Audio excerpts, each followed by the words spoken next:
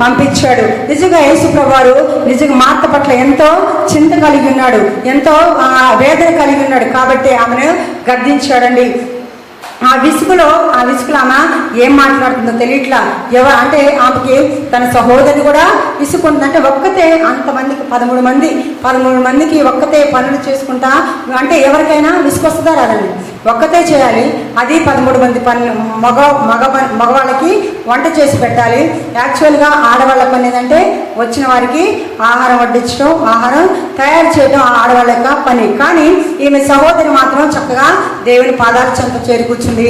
So అప్పుడు ఆ పరిస్థితిలో ఎవరు ఉన్నా కూడా విసుగు ఖచ్చితంగా వస్తుంది. ఈమె కూడా అదే విసుక్కుంటుంది, పని చేస్తా చిరాకు పడుతుంది, యేసు ప్రభుని విసుక్కుంటుంది, మరియ మీద విసుక్కుంటుంది, సణుక్కుంటుంది, గొణుక్కుంటుంది. చూడండి, ఒక తొందరపాటు నిర్ణయం బట్టి ఎన్నిటిని మనము ఫేస్ చేస్తున్నాము. చూడండి, ఎన్ని మనలోకి వస్తున్నాయో. అసూయ వస్తుంది, ద్వేషం వస్తుంది, కోపం వస్తుంది. ఇవన్నిటిని కూడా ఆమె యేసు ప్రభు మీద ప్రదర్శిస్తూ ఉంది. ప్రభువానికి చింత లేదా? నేను ఒక్కదాన్నే కష్టపడుతున్నాను, నా నాయనా సహోదరిని నాతో పంపించు, ఈ పనిలోనికి నాకు సహాయానికి పంపించాను. ఆమె యేసు ప్రభు మీద కోపడుతుందని. నిజంగా మనం ఇక్కడ నేర్చుకోవాల్సింది ఏంటంటే మనలో ఉన్న కోపాన్ని మనము విడిచిపెట్టాలి. ఈ కోపము, ఈ విసుగు అనేక అనర్థాలకి ఇది దారి తీసేదిగా ఉంది. అక్కడ బైబిల్ గ్రంథంలో ఒక మాట ఉంటుంది, కోపము మానము, ఆగ్రహాన్ని విడిచిపెట్టుము.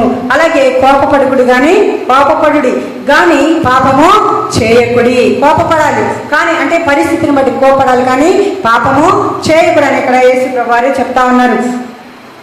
ఈ పనులను బట్టి విసుక్కుంటుంది, కోపడుతుంది. ఆమె ఏం చేస్తుందో, ఆ తొందరపాటులో ఆమె ఏం మాట్లాడుతుందో కూడా తెలియట్లేదండి. ఇక్కడ కనుక మనం చూసాం కదండి, యేసు ప్రభువారు ఎందుకు వచ్చారు? ఆయన తండ్రి యొక్క చిత్తాన్ని నెరవేర్చడానికి వచ్చాము. ఈ కోపం అనేది ఎంత భయంకరం అంటే చూడండి, కయ్యోను హేబెలు జీవితంలో మనం చూస్తాము. హేబెల్ని చంపడానికి కారణం ఏంటండి? హేబెలు చంపడానికి ప్రధాన కారణం కోపం.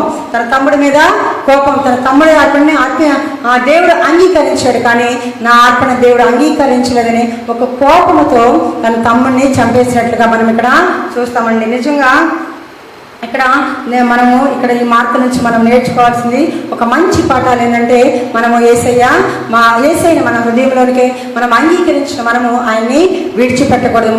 మొదటిగా మనము చాలా భక్తిగా ఉంటాం. రక్షణ పొందుకున్న కొత్తలో చాలా భక్తిగా ఉంటాం, చాలా యథార్థంగా, చాలా భయం కలిగి ఉంటాము. కానీ రాను రాను ఆ భక్తి ఏంటంటే సన్నగిల్లిపోతూ ఉంటుంది. ఏముందిలే, వెళ్ళొచ్చులే, ఏం కాదులే, పర్వాలేదులే, చదవకపోతే ఏమవుతుంది, ప్రార్థించకపోతే ఏమవుతుంది, ఒక వారం వెళ్ళకపోతే ఏమవుతుంది అని అనుకుంటాం. కానీ దేవుడు ఈరోజు ఈ వాక్యం ద్వారా మనందరితో మాట్లాడుతూ ఉన్నాడు.